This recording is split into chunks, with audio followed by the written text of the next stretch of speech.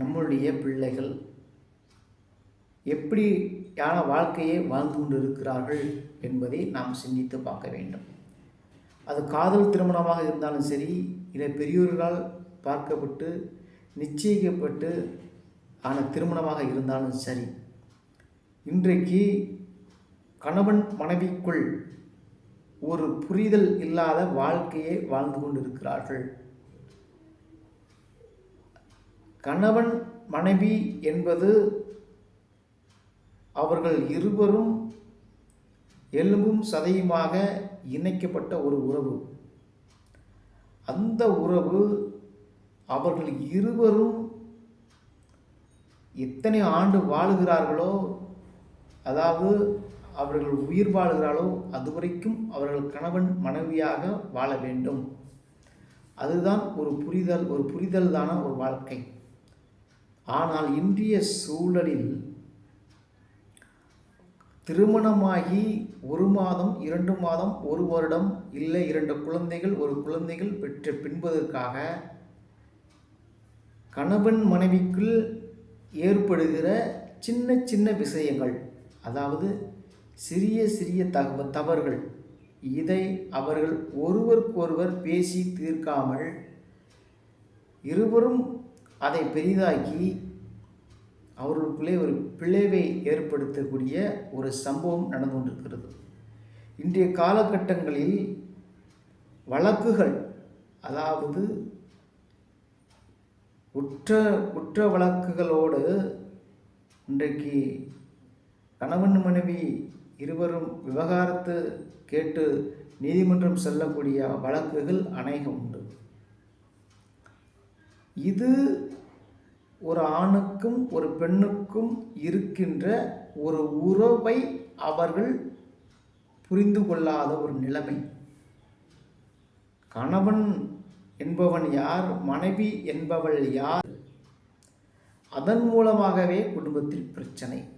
குறிப்பாக cinema, serial, mobile, இது என்றைக்கு மனிதன் அதிகமாக அதை நேசிக்க விரும்பினானோ, அதை தன்னோடு வாழ்க்கையில் அதை ஒட்டி இணைத்து கொண்டார்களோ, அன்றைக்கே அவருடைய குடும்ப வாழ்க்கையில், இல்லற வாழ்க்கையில் இங்கே பிளவு வரக்கூடிய ஒரு சூழல். அதுதான் இங்கே இவர்கள் விவாகரத்து பெறக்கூடிய ஒரு நிலைமை. இன்றைக்கு சினிமாவில் நல்ல விஷயங்களும் இருக்கிறது, கெட்ட விஷயங்களும் இருக்கிறது. சீரியல் முழுக்க அது கெட்ட விஷயங்கள். மாமியார் மருமகள் இருவருக்கும் மோதல் எப்படி வருகிறது, எப்படி வர வேண்டும் என்பதை இங்கே காட்டுகிறார்கள். ஒரு பெண் மீது 2 ஆண்கள் ஆசைப்படுவது, இல்லை ஒரு ஆண் மீது 2 பெண்கள் ஆசைப்படுவது, திருமணம் முடித்த பின்பு இன்னொருவரோடு போகிறது. இது போன்ற சம்பவங்கள் நிறையா இருக்கிறது. அதை இவர்கள் உள்வாங்கி கொண்டு இவர்கள் இல்லற வாழ்க்கையில் ஒரு இணைப்பு இல்லாமல், ஒரு தொடர்பு இல்லாமல், ஒரு நேசிப்பு இல்லாமல், ஒரு அன்பு இல்லாமல், ஒரு அரவணைப்பு இல்லாமல் இவர்கள் பிரியக்கூடிய ஒரு மிகப்பெரிய சூழல். இவர்கள் பிரிவதனால் இவருடைய அற்பத்தனமான சுகத்திற்காக, சந்தோஷத்திற்காக இவர்கள் இருவருக்கும் பிறந்த குழந்தையினுடைய வாழ்க்கை இங்கே கேள்விக்குறியாக இருக்கிறது.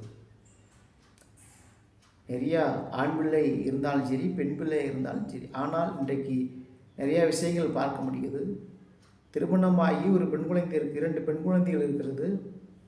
கணவன் வேறு திருமணம் செய்து விட்டார், மனைவி வேறு திருமணம் செய்து விட்டார். இந்த குழந்தையினுடைய நிலைமை என்ன? இந்த குழந்தையை போய் ஹாஸ்டலில் தான் சேர்க்க வேண்டிய சூழல். தன்னுடைய பாட்டி இருந்தால் பாட்டியை காலம் வளர்க்க முடியும். ஆனால் ஹாஸ்டலில் இந்த பெண் குழந்தைகளுக்கு பாதுகாப்பு இருக்கிறதா? இல்லை. தற்போது பார்த்துருக்குறோம், ஹாஸ்டலில் தங்கியிருந்த பெண் குழந்தை மீது அது அங்கே அதனுடைய அதை நடத்துகின்ற நிறுவனர் பாலியல் தொந்தரவு செய்திருக்கிறார். அந்த குழந்தையினுடைய நிலைமை என்ன?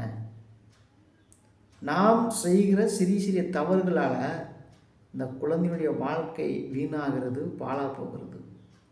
ஏன் நாம் அதை சிந்திக்க முடியவில்லை?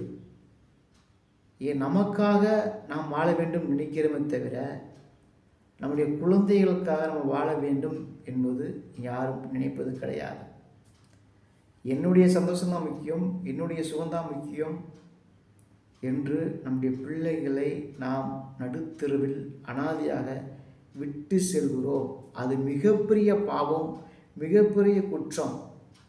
அந்த பாவத்தை செய்கிற எந்த தாயாக இருந்தாலும், எந்த தகப்பனாக இருந்தாலும் நீங்கள் நல்லாவே இருக்க மாட்டீங்க, நல்லாவே இருக்க மாட்டீங்க.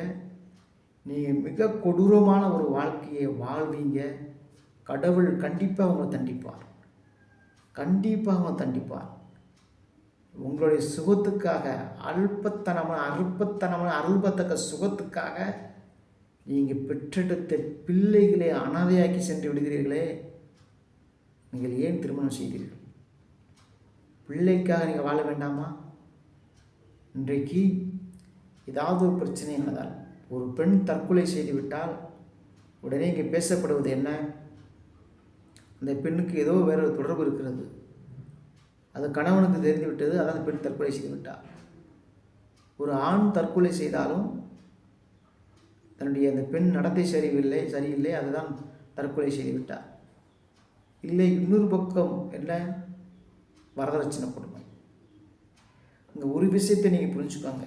கணவன் மனைவி இருவரும் பிரிகிறார்கள். பிரிவதற்கு ஒரு காரணம் வேண்டும். நீதிமன்றத்தில் வழக்கு தொடர்ந்தால் அங்கு ஒரு காரணம் வேண்டும். ஆனால் வழக்கறிஞர்களும் நீதிமன்றமும் இருவரும் சேர்ந்து வாழ்வதற்கு 1 கால ஆண்டு 2 கால ஆண்டு அவர்களுக்கு கெடு கொடுக்கிறது. சேர்ந்து வழக்கறிஞர்களும் நீதிபதிகளும் சேர்ந்து வாழ வேண்டும் என்று எவ்வளவோ அவர்கள் நடவடிக்கை எடுத்தாலும் இவர்கள் ஏதோ ஒரு காரணத்திற்காக பிரியக்கூடிய சூழல்.